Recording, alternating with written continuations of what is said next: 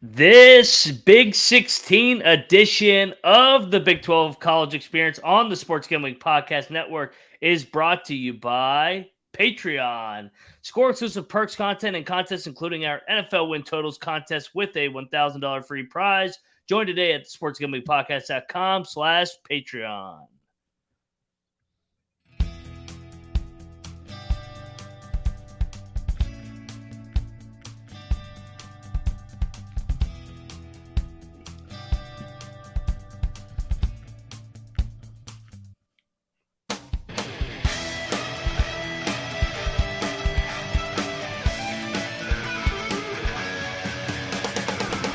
And welcome everybody back to the Big 12 College Experience, or should I say the Big 16 College Experience, soon to be in 2024.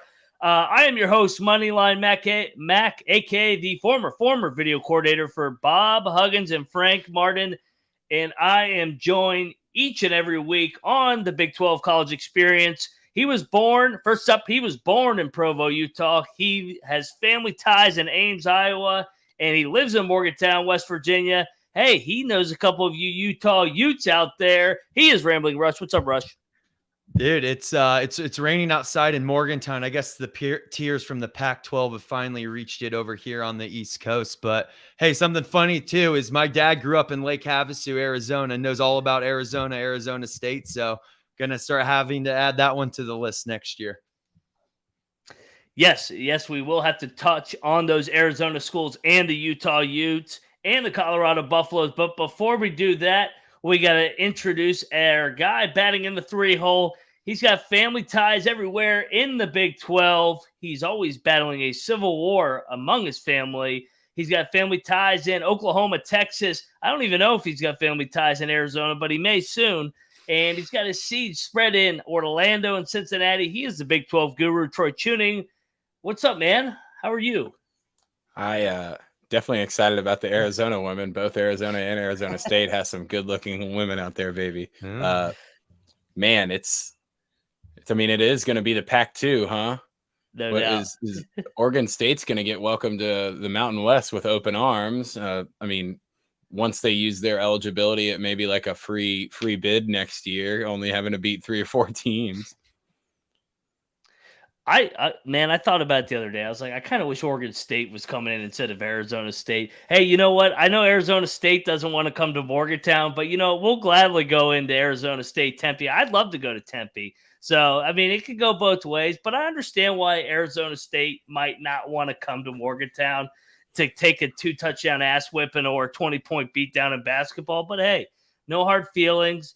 You're always welcome. Believe it or not, we have a lot in common. We like to get after it. We like to party, and so do you. So don't act like you're the Stanford or Cal of the fucking West Coast. Rush, what do you got to say about that? Tempe's just the desert Morgantown. It's like, do you know what it is? It's like when you know a person that's a lot like you and you can't have that same type of person in a friend group and so you don't like each other, but you're the same person. That's just what that is. The only difference is Tempe has actual in-ground hot tubs, and in Morgantown they're just in the bed of the pickup truck with a tarp. Yeah. Both carry plenty of diseases too. Yeah. And here's what we'll do. We'll pretend like you didn't say it. We'll just say, hey, this is your mulligan, and this goes for not only Arizona State, Utah.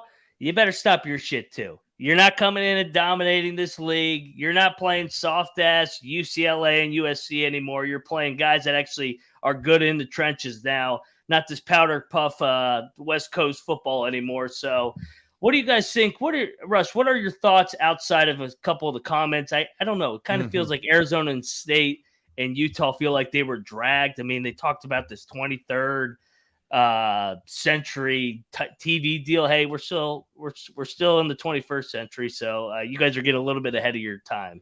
Yeah, they're what do they say? Denial is part of the grief process, but hey, it happens.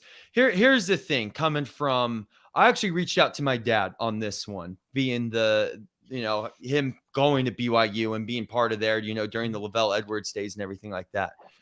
The thing about it is, during those Lavelle Edwards days, the historic battle between BYU and Utah, they would get their ass kicked. What was it, like 26-13, like in terms of wins and losses? Like Lavelle Edwards dominated them. They won a national championship in '84. You know, the way they would do.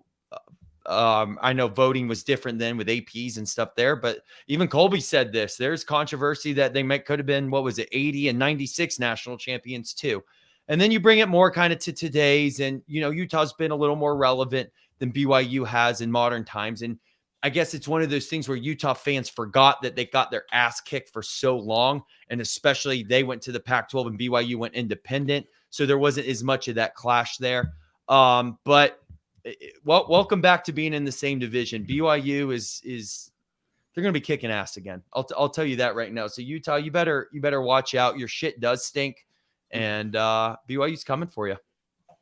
I think a lot of the comments have more to do with the fact that they're all looking for real rivals. Like there's no, I mean, BYU and Utah is obviously it exists, but Arizona and Arizona State, even that itself isn't that big of a, you know, a football or basketball rivalry. At least recently, it hasn't been that tough. They're looking for teams that, you know, they might be able to get into a spitting match with, and I mean, bring it on. And especially in basketball, bring it on, baby. I mean, I know I saw Noah talking about a lot of the new teams that have just joined the league are going to get kind of thumped on the court. Yeah, and we'll touch on how all this impacts basketball down the road in this episode. We're going to start with football, then work our way over to basketball. I'm you know, they've kind of taken the spotlight away from UCF, because UCF came in running their mouth, chirping a little bit with the Central Florida very, very Golden Knights. All of a sudden now Utah and Arizona State have moved on. And yes, shout out to the chat. Noah, I am at the beach for a second straight week.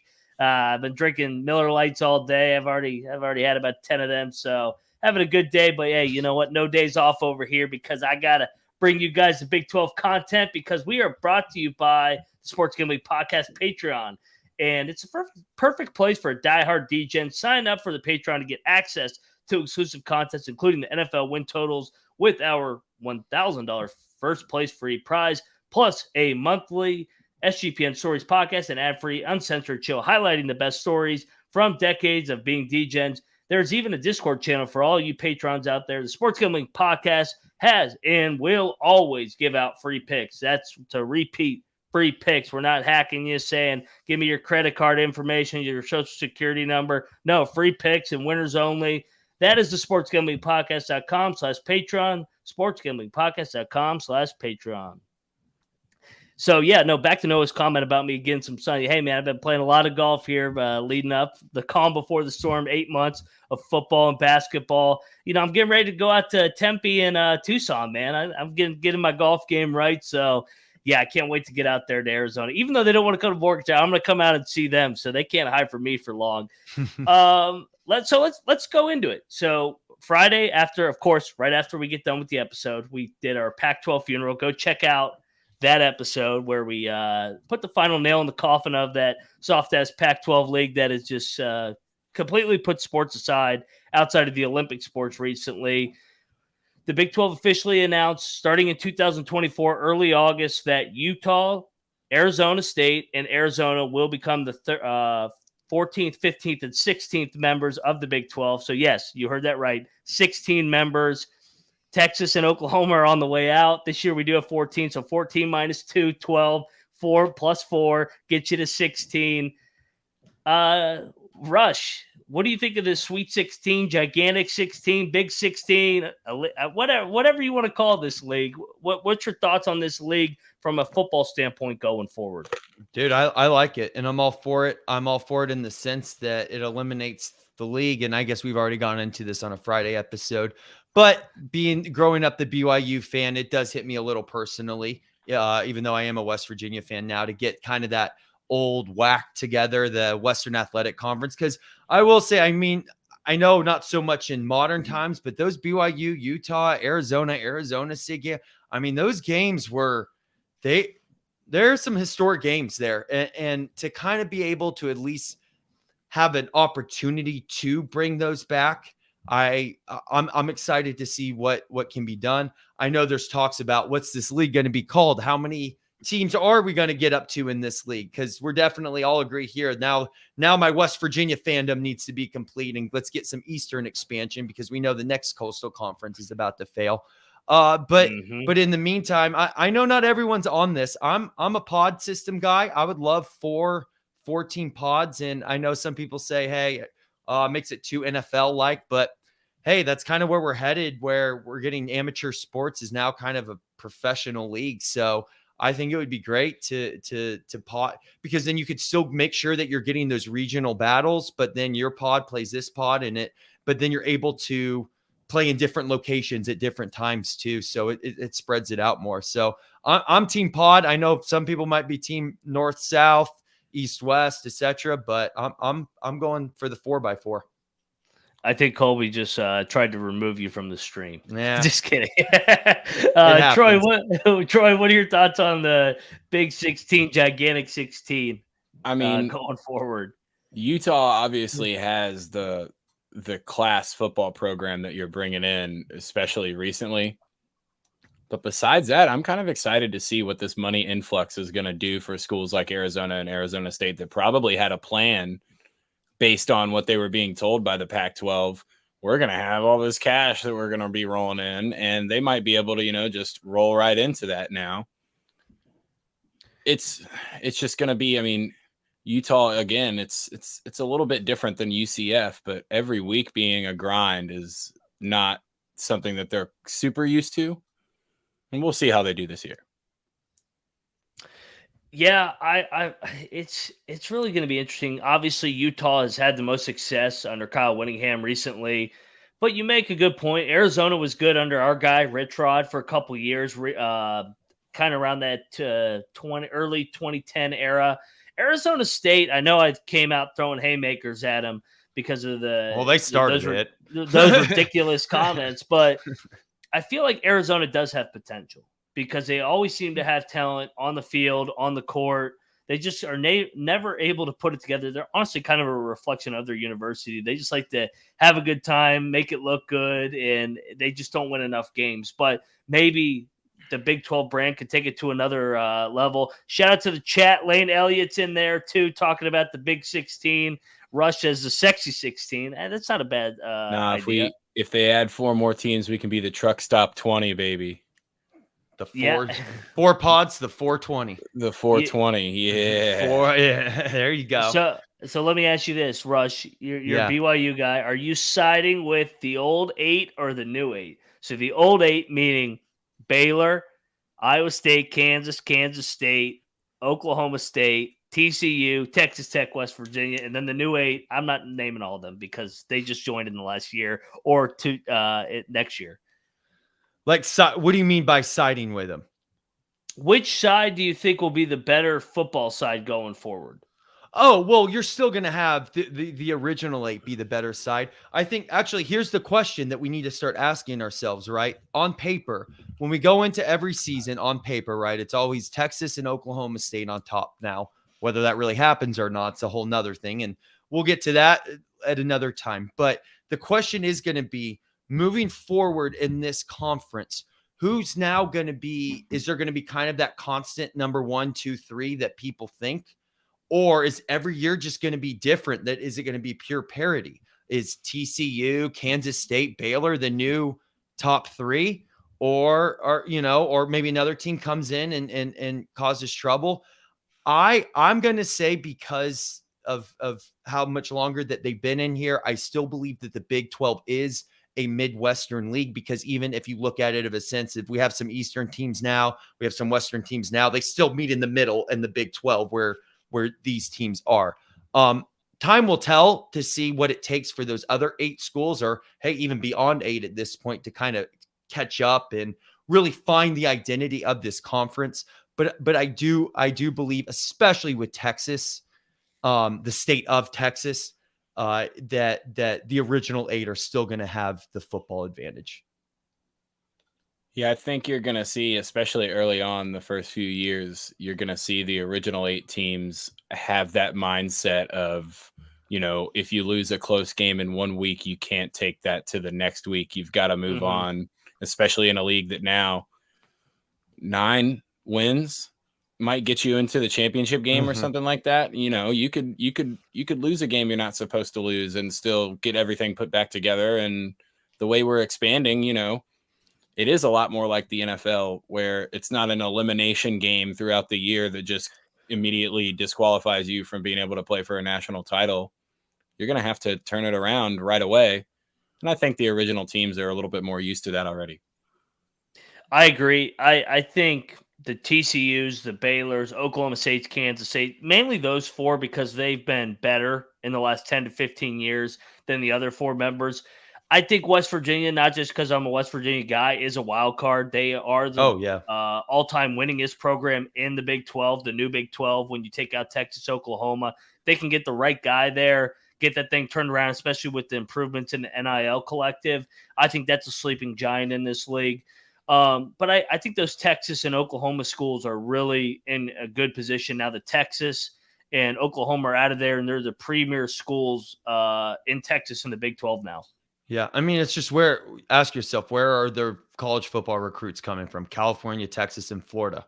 So maybe that gives Central Florida a little bit of an edge there. But in terms of where is this going to benefit from the start, it's going to be the schools that are closer to those areas.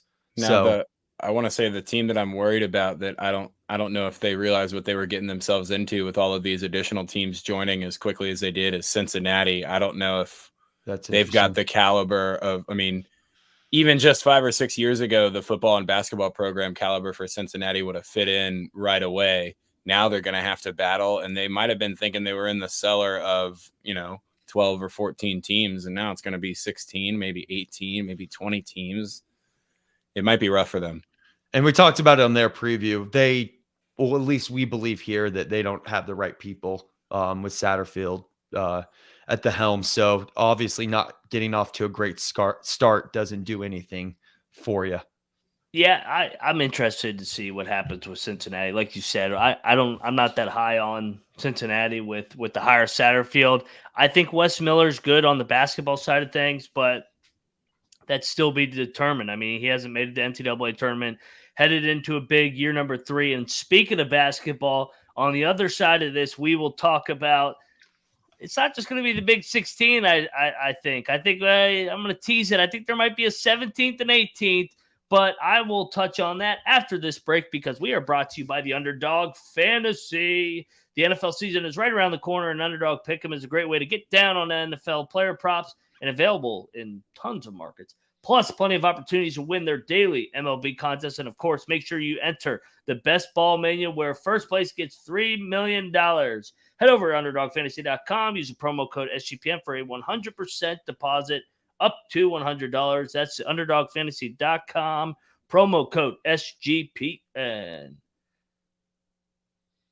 And we're back on the Big 12/16 college experience. We might have to rename the show here, because we may have a 17th and 18th member. So after the show, the common theme here, we record, we shit on the Pac-12. We put the nail in the coffin. Pac-12's done. We get the 3 new members. We're up to 16. And then a report comes out from, I think it was 24/7, that Brett Yormark is looking into getting an exception to add a 17th and 18th. And those 2 members would most likely be a all basketball school, not all basketball, an only basketball edition. And the 2 primary candidates, ironically, are going to be UConn and Gonzaga, I think. I think we all agree on that. Rush, will the rich get richer here in this juggernaut of a basketball league already? You might as well. Hey, if you're gonna, want to compete with these other conferences, you might as well have the best basketball conference. You know how much March Madness pays now. There's also a reason why I threw on the Patriots shirt today for this and I know a lot of people did not want UConn football part of this league. It was kind of interesting that Kansas fans didn't want that, even though that's basically what Kansas has been before last year. But I guess they also had 08 when they beat Tech. But we'll let them have it. But I will definitely take some UConn basketball, add a national championship to the Big 12. I think, it opens up the New York market. And I think something that's kind of misunderstood on our show, I know something you've been promoting a lot, Ryan, is taking the Big 12 basketball championship to a Madison Square Garden or Barclays Center somewhere in New York. And I think the thing about it is the way we're talking about it, it's not a permanent fix. I actually think of anything, if you're going to make this Big 12 or whatever it's going to be called such a national brand, hell, making an international brand when bringing Mexico in, is you rotate that thing. You put it in New York, you put it in Vegas, you put it in Denver. Hey, still keep it in Kansas City.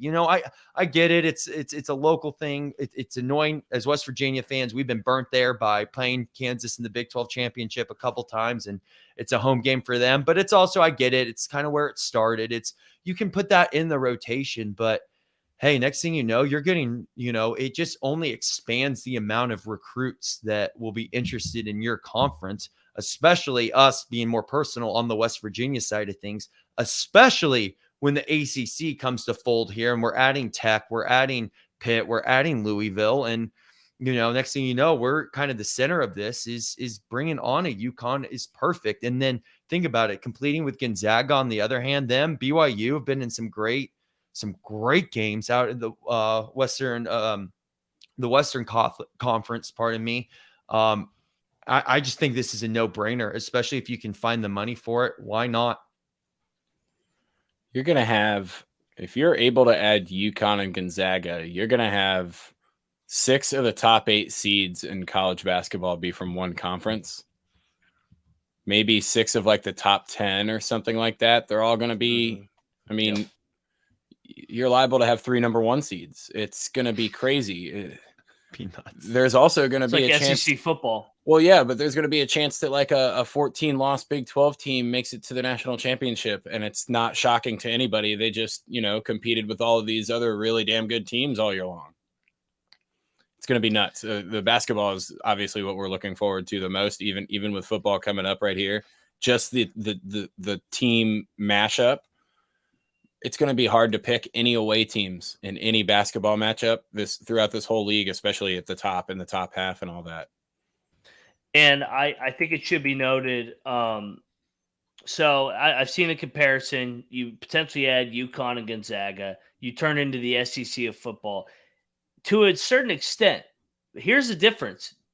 SEC football, yes, very top dominant, but you have the Vanderbilts in the basement. You don't have that in the Big 12. All Arizona the new State. they were NCAA tournament team last year. I know. They're not going to get the same. I get what with you're Bobby saying. Hurley, like that is not a Vanderbilt bad. That like or Colorado. Maybe Colorado should be the more. Colorado was a top 75 team too last year. They were a top 4 Pac-12 team. That's what I'm saying. All 16 teams currently, if you look at the net rankings, KenPom, whatever metric you want to use, are all in the top 80 in college basketball. And then obviously UConn and Gonzaga fit that bill too, because UConn won the national championship. Gonzaga's a 1 seed every year. There's no weak team in this league. I guess what I'm saying here with the Arizona State point is what they were a first 4 team, right? This past year, but they were a first 4 team. But the problem is with and then Arizona they won and almost beat TCU. Yes. But they had putting the tournament to the side, because that's absolute chaos. That's just chaos. And that doesn't always play. Like the Big 12 was the best league last year, but it didn't reflect in the tournament, right? There's the regular season and then there's the March Madness side of things. But what I'm saying is the ease of an Arizona State or a Colorado playing in the Pac-12 for basketball. Now they got to play now they got to play a tougher opponent. So you could see a little more of that separation where they became, I am with you. I 100% agree. It's not what's great about the Big 12. We've talked about it. It's the conference of the middle class, parity any week. Any team can beat any team any week out. It's not like you're playing Alabama versus Vanderbilt. I do agree with you there, but I do think you will see a little separation that you didn't see as well that when they were in the pack. And I'm using Arizona State as the example. And it does go to note I think it shows the best in teams like Oklahoma State and Kansas State that are going to be preseason, in basketball, there'll be what, 3, 2, 3, 4, or something like that this coming year. You add all of these other teams, you're going to have teams like Kansas State that are preseason like 5th or 7th in this league that are going to be like an Elite Eight challenging team on a regular basis. Yeah, and to look back on just what Arizona State's been heavily, I mean, they made the tournament 4 times in the last 6 years under Bobby Hurley, and then Colorado under Tad Boyle. They've always been a consistent 19 to 22 win team. They're going to remind me, they're going to take a step back like Oklahoma has done, where Oklahoma is not a bad team. They could beat a team like Alabama, who's the top of their league, by 25, 30 points on a given night, just like they did this year. There's no off nights in this league. I say it over and over again. But I want to touch on what it could mean for UConn coming to this league and what you said, Rush, in terms of the Kansas fans don't like it. Obviously, Kansas fans don't like the idea of the tournament not being in Kansas City. You're located less than an hour from the tournament. I get it. It's a home game for you. It's an advantage, whether you want to admit it or not. But when you bring a UConn in, you're opening up the Garden or Barclays. You take your pick. When you bring Gonzaga in, you're opening up Vegas. That's where the WCC tournament is. That's where UConn's tournament is, the Big East tournament. That is going to happen, whether Kansas fans want to keep their blinders on and just be naive to what the future is. If we haven't learned anything during this, follow the money. Where's there more money? New York City and Las Vegas. It's not staying in Kansas City every single year. And I'm with you, Rush. I want it in Kansas City as a primary spot. That's the center location of the Big 12. The history's there. But also, you have so many teams in the Eastern time zone now. And in the West, you got to rotate it to New York and Vegas. I know Kansas fans don't want to hear it. I really don't care. But that's just the reality. And they can either accept it or just act like they're surprised when it happens and say, I'm right. Could put it in Denver, too. Indianapolis. Chicago. Yeah. Yeah, no, I agree. You got to think big with this big picture. Yeah, if there's one overarching theme, it's that none of the rivalries matter when you see that cash on the table. And everybody's already established that they don't give a flying fuck about any kind of a tradition or a rivalry. That money is all that's going to fuel you in the future. So you might as well just accept that and move along with it. And Rush, you made a good point, too, with the Mexico. He's already given away his hand that he wants to turn this into a global big or national brand with the Big 12 because he wants to separate basketball and football. He's going for the kill. That's the quote that everybody's saying about Yormark. Yes, Noah in the chat says Big 10 owns Chicago, but they rotate between Chicago and Indy. I could see the Big 12 flexing and saying, if you're going to play in Indy one year, they could play in Chicago that same year. It's all about it.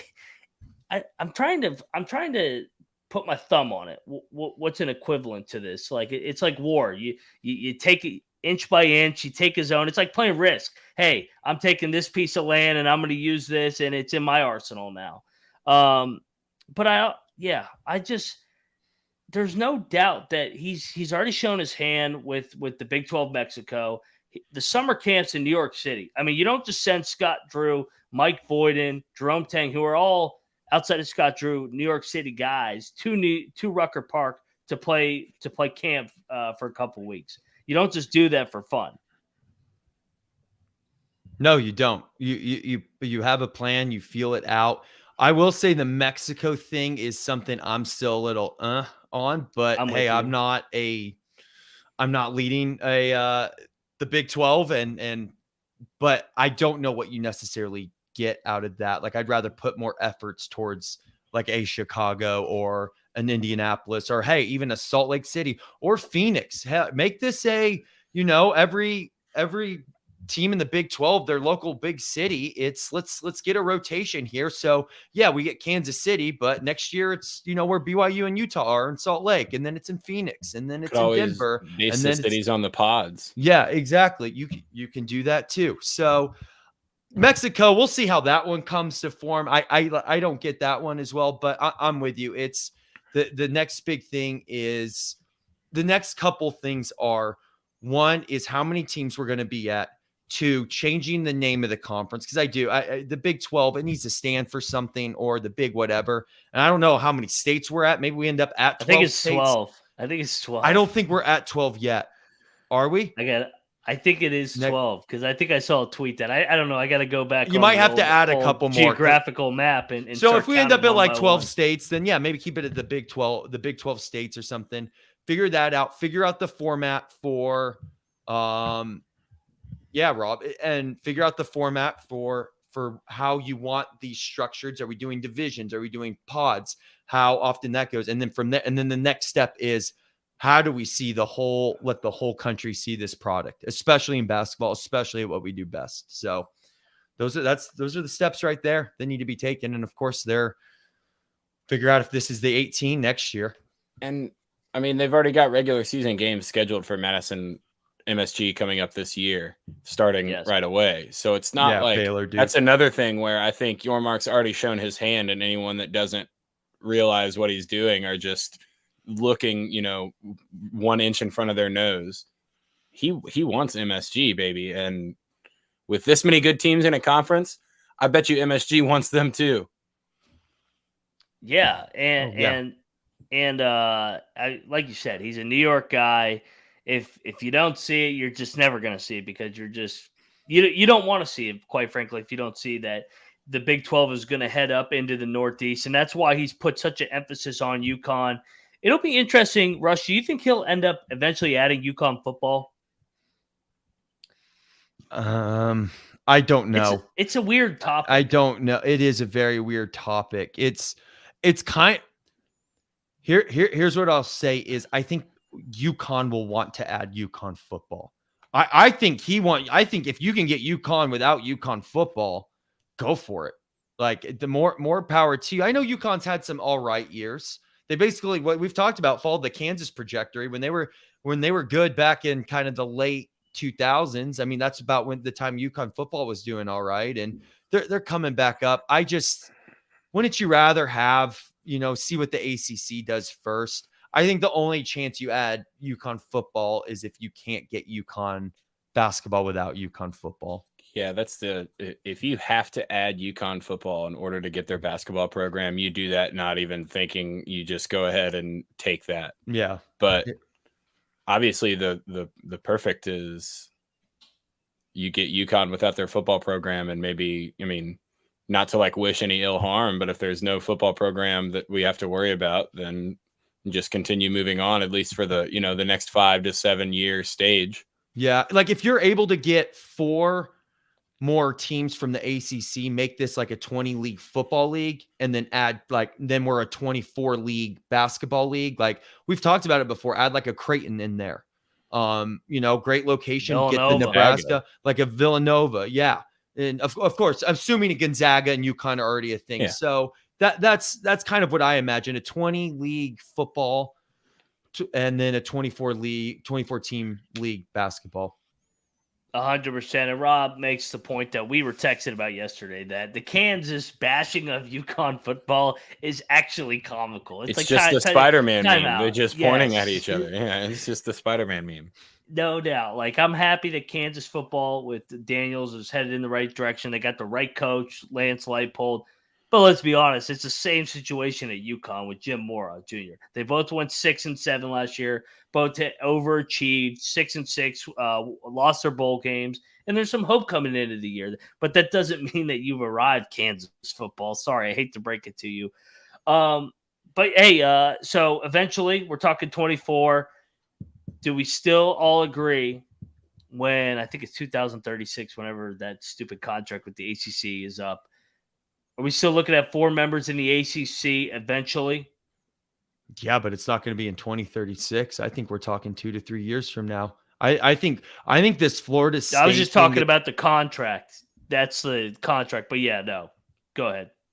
No, I know what you're saying, but what I'm saying is it's not going to have to. I don't think it's going to take that long. I think this, obviously, you caught the Pac-12 in the last year of their contract, but I don't think you're going to have to wait out the ACC. I think the ACC is already bleeding from inside. And I know Troy jokes about it, you start getting Saudi investments to get Florida State out of there. And then, that create something, and then Clemson wants out. Honestly, what you really could do, and they've already talked about it, is if you want to make the ACC bleed, you get enough of those teams in there that are tired of subsidizing the other teams and say, hey, we're forming our own conference for a little bit. I mean, that's how you do it. I mean, it can be done. You can get out of this. And I don't think it's not going to take till 2036. ACC's dumb. It's just, can you get this done by, what are we in? I don't even know the years. We're 23 going on 24. Can you get this done, let's say, by 27, 28? And you can. Because the Big 12 agreement, I think, is 2030. And that's why he wants to strengthen basketball so much immediately, to position himself where he could market basketball differently than football. Yeah, correct. So that's your timeline right there. Get those 4 ACC teams maybe a couple years before that next TV deal, or maybe you're able to push up the TV deal with the 4 ACC schools and then really solidify yourself. So there's your timeline for poaching the ACC right there, 2030. It really seemed Clemson to the SEC just seems too obvious, right? Mm-hmm. So like when that domino falls, and or the Florida State, whatever they choose to do, that conference is, it's just, that conference is just basketball too. Why doesn't the Big 12 try to add like Wake Forest, Duke, UNC, and NC State, and be like, you guys are your own pod. We'll meet up in the conference tournament and then make some money in the NCAA. I kind of have a hot take about that. I know what you're saying, and I think it sounds good in theory. I don't know what Duke and some of these old school ACC teams basketballs even look like. I don't even know if you want to add them as basketball only schools till you figure out what their identity is without Roy Williams, Kay and Boeheim. I get that. What's his name? The coach at UNC now. Hubert Davis. Yeah. He went. Hubie. We're all from Lake Braddock. We all went to the same school together. Yeah, Hubert Davis. I know he took them. To the Final Four here. Actually, what was the national championship when they lost to Kansas? I get that they kind of had that, but that was still a K team. I think the ACC I don't think they have their backbone of that old school basketball anymore. Their football schools want the dip. I think they're just going to bleed from inside and go. And then we don't even have to worry about this basketball only stuff. Let's get back to solidifying football. What really matters. There's a lot of coastal elite ignorance coming from the ACC that reminds me of what just happened with the Pac-12, where complacency and just stuck in the old times, where I'm with you. I think ultimately they are going to bleed out, whether it's to the SEC and Big Ten initially, and then the Big 12 will completely raid it. And then everybody will blame the Big 12 for ruining the ACC, when it really was the SEC and Big 10 that probably took Clemson and Florida State to start the dominoes. See, because another one is like the Big 10 really wants Miami just for that market, and if that domino falls, that's too big of a program. No matter how good they've been, it's still Miami. Here's another thing that people need to remember is Notre Dame's somewhat contract with the ACC that goes to the Big 10.